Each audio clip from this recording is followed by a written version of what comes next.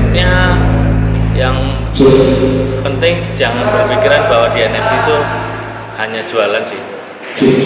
Berpikirlah ketika di NFT pun itu adalah ruang untuk berekspresi. Tapi kalau mungkin khusus NFT, mungkin pertamanya ide bikin acara, terus akhirnya didukung oleh art pop up dan sponsor dan sebagainya.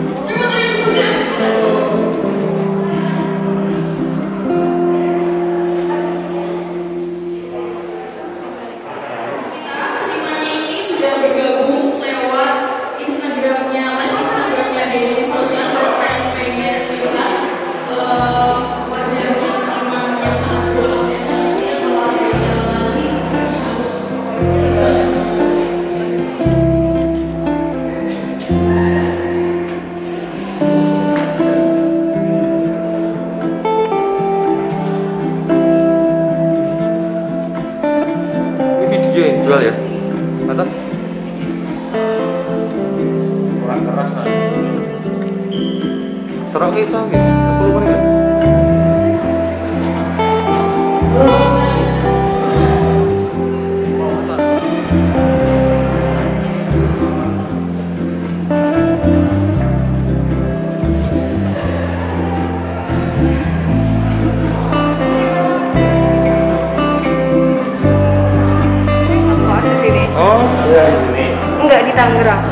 hiburan atau sengaja mau lihat?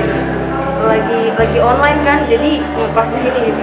Oh, emang cari ilmu di pameran? Iya, soalnya banyak pameran gitu kan Pak di sini. Media Nusantara. Oh, menurutmu pameran ini Pak? Keren sih. Nama sama? Iya. Keren sih, kayak bisa apa ya, melihat visualisasi digital yang keren-keren semuanya Pak. Tertarik bikin NFT juga? Tertarik sih, cuman kayak masih belum.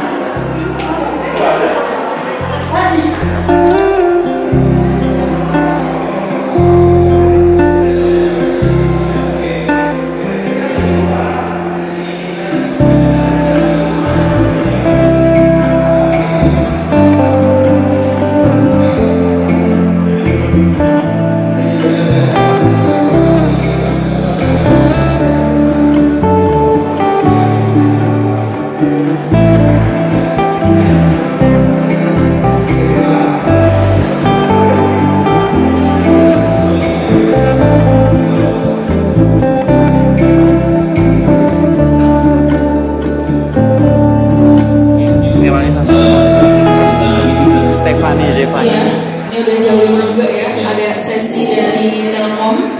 Pak, independen cabang Depok gitu.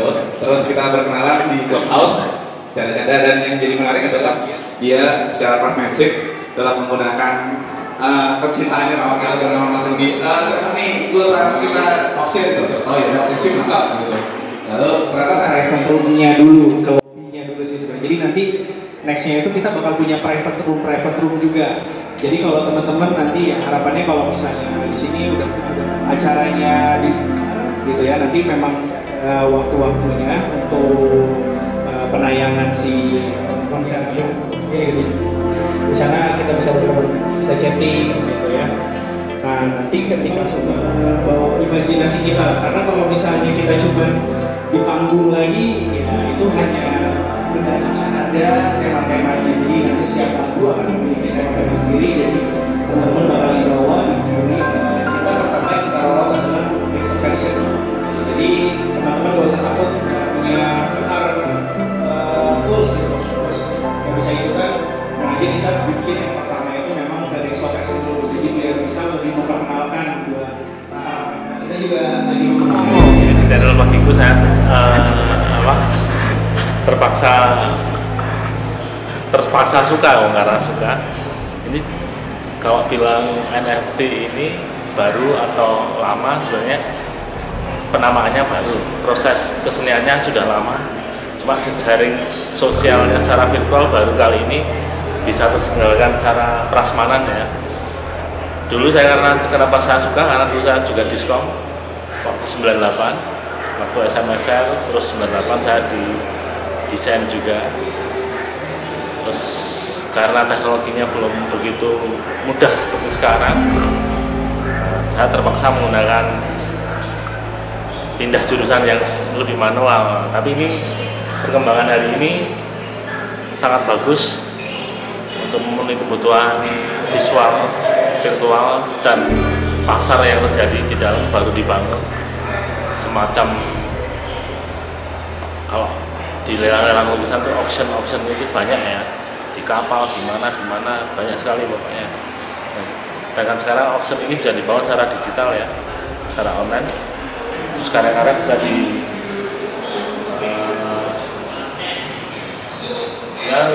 lebih mudah sekarang berkaryanya lewat virtual, manual, bisa ajukan ya untuk diselenggarakan sering mungkin. Kalau dulu aku hanya sering dapat email, dapat WhatsApp dari berupa luar ya, yang karya-karyanya virtual digital gitu ya. Malah full sekali itu pas dari nggak blok per ini, pelayannya lebih satu wall itu penuh. Dari galeri museumnya bisa dipindah kemana-mana. Ini karena secara seni memang sudah dikuasai banyak ya, diketahui, tapi secara publik umum karena semua megang digital hampir seperti ini, jadi baru diketahui. Tapi itu karya-karya ya jadi umum. Siap. Saya belum, tapi tertarik juga. Ya, masing manajeri saya berangkat. Jadi saya Raino Didi, kurator seni rupa. Saya sebagai penasihat Indo NFT Festivals, yaitu membantu merencanakan gagasan acara. NFT mungkin Agustus 2021 tahun lalu. Terus mulai ngerti gitulah komunitasnya kayak gini, terus cara pola bekerjanya dan keasikannya itu. Kalau sebelumnya saya lebih mengenal ke kriptonya sih, mata uang kripto. Kemudian karena ada NFT jadi lebih nyambung gitu antara kripto. Penjelasan yang gampangnya ya, dia itu token yang disematkan ke aset digital. Bisa apa aja, bisa image, bisa video, bisa pokoknya apapun yang digital itu bisa disematkan ke tokennya itu. Dan tokennya itu tidak bisa digandakan, sehingga dengan NFT benda digital itu bisa memiliki nilai setelah sebelumnya begitu gampang di-copy, begitu gampang di-download. Kalau dengan token, nilai itu bisa dilindungi atau bisa ditingkatkan. Lebih banyak ke edukasi sih. Jadi kita di sini kan sebenarnya pamerannya tidak ada transaksi ya. Transaksi itu di marketplace masing-masing. Jadi orang mau ke OpenSea, mau ke Rarible dan sebagainya terserah. Tapi di sini untuk menunjukkan situasi yang terjadi di NFT itu kayak apa, terus bagaimana cara bekerja di NFT itu, kemudian juga sampel cara menikmati NFT. Saya sebut sampel karena sebenarnya NFT itu bukan di sini, tapi di dalam marketplace-nya itu atau di blockchain. Di sini itu hanya cara untuk menikmati. Kalau pertama ya sudah ada sih, kayak di Jogja galeri kemarin kan ada, tapi kalau mungkin khusus NFT mungkin pertama ya di Indonesia itu, tapi sudah ada sih di Jakarta itu ada Breaksport sudah. Tapi kalau yang paling banyak mungkin ya sejauh ini idenya dari teman-teman klub sewaan NFT, itu kelompok teman-teman NFT yang berasal dari alumni ISI Yogyakarta, sudah kemana-mana itu, terus beberapa ngerti NFT, kemudian berkumpul saling belajar, terus akhirnya bikin workshop di sini dengan mahasiswa, terus akhirnya punya ide bikin acara, terus akhirnya didukung oleh art pop-up dan sponsor dan sebagainya. Biar lebih ngerti NFT ya, kenal NFT sekaligus membuat orang punya ide untuk berkreasi dengan tidak terbatas oleh perangkat ya. Karena NFT kan tidak semuanya pakai alat yang bagus ya, ada yang pakai manual juga, ada yang pakai handphone, itu semuanya bisa terwadai. NFT itu apapun bisa di NFT kan asal dipindahkan ke digital. Jadi misalnya kita punya karya manual di foto itu digitalkan juga bisa. Gitu Mas. Kecintaannya sama kita dengan langsung di house auction aja, jadi ditunjuk untuk membawa lelang, prosesi lelang. Jadi biar orang-orang, biar audiens itu merasakan proses lelang sih yang sebenarnya terjadi di metaverse tapi di offline kan. Namanya Desi Rahma. Udah lama di NFT Pak? Saya di NFT sejak September 2021. Marketplace-nya Teia Foundation tapi belum minting. Jadi yang udah aktif banget itu ada di Hiketnang atau Teia atau Hik EF, ada OBJKT juga. Menurutmu di mana kemarin Pak? Bagus karena banyak banget senimannya di sini, ada 200 seniman dan 300 seniman yang dipamerkan secara offline, dan di sini juga ada karya-karya yang sudah dimiliki oleh kolektor dipamerkan di sini juga. Jadi masuknya di secondary market. Jadi di sini ada primary market, secondary, audio, visual, terus sama ada 10 karya yang dilelang, 10 atau 7. Kedepannya beda sama beda sama pasar seni rupa konvensional ya, karena kolektornya kalau di pasar seni konvensional kolektor ya kolektor gitu. Tapi kalau di pasar seni NFT itu kreator atau seniman yang sudah mapan, yang udah punya banyak duit itu bisa jadi kolektor juga. Jadi siklusnya itu akan berputar terus seperti itu. Ya, acara kelanjutannya ya, karena nanti acara ini akan dievaluasi kekurangannya apa, dan mungkin kedepannya mungkin udah ada teknologi baru, mungkin bisa menampilkan hologram atau dan lain sebagainya, kayak gitu sih.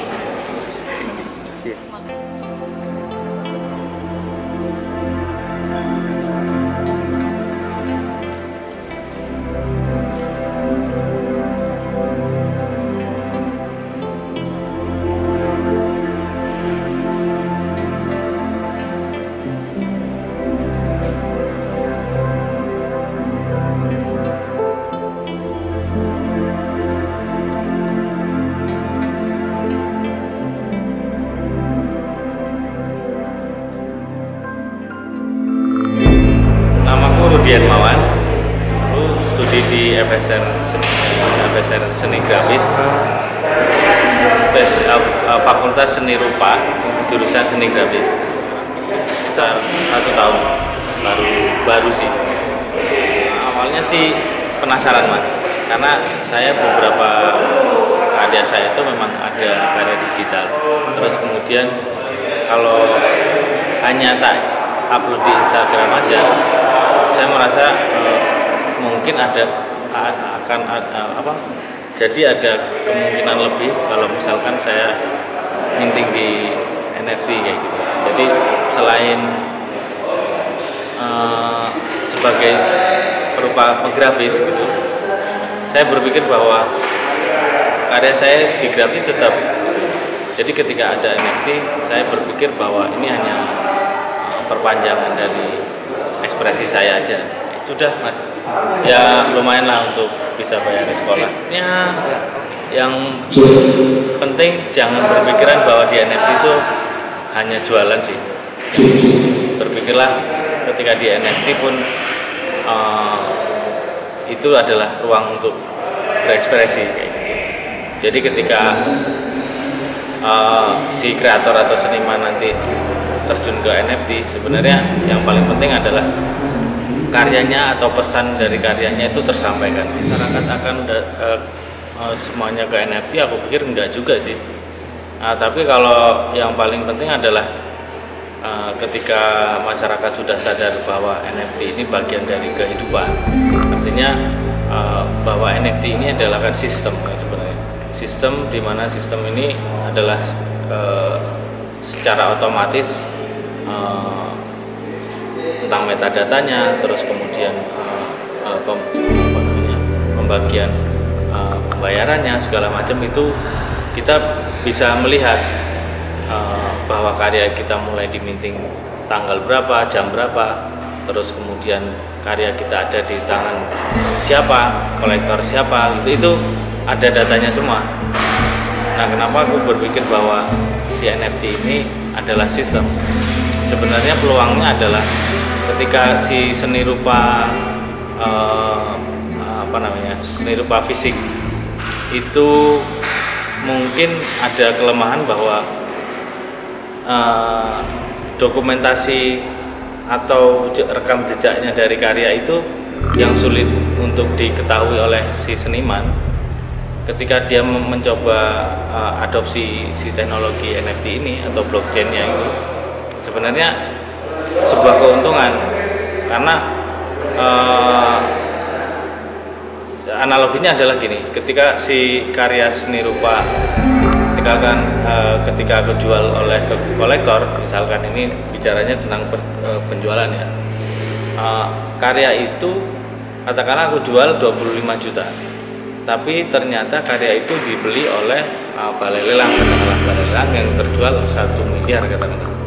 Nah, dari situ apakah si karya yang hitungannya miliar itu si kreator atau si seniman ini dapat royalti? Pertanyaannya adalah itu dulu gitu, untuk seni rupa fisik gitu. Nah, untuk di NFT adalah sistem yang memang dirancang, memang dia ada ada track recordnya gitu. Jadi ketika si kreator membuat karya terjual, itu royalti tetap ada. Sebenarnya saya masih merasa tertantang sih untuk selalu eksplor bikin karya, itu aja.